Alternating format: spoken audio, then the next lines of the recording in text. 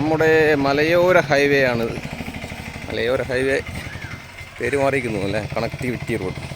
പക്ഷേ ഇത് സൈഡിൽ ആണിച്ചാലൊന്നും ഇല്ലാത്തതുകൊണ്ട് റോഡ് ഇതാ ഒലിച്ചൊലിച്ച് പോകുന്ന കംപ്ലീറ്റ് ആയിട്ട്. ഇനിയിപ്പോൾ ഈ ഒരു മഴ കഴിയുമ്പോഴത്തേക്ക് ഈ റോഡൊന്നും ഉണ്ടാവില്ല.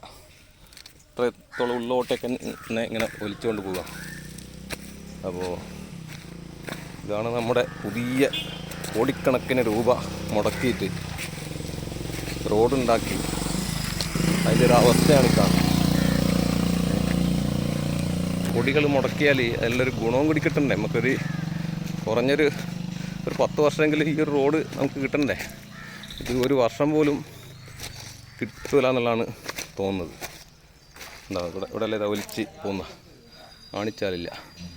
ഇത് ഈ ഒരു സ്ഥലം വരുന്നത് കണയങ്കോട് ഭാഗത്താണ്.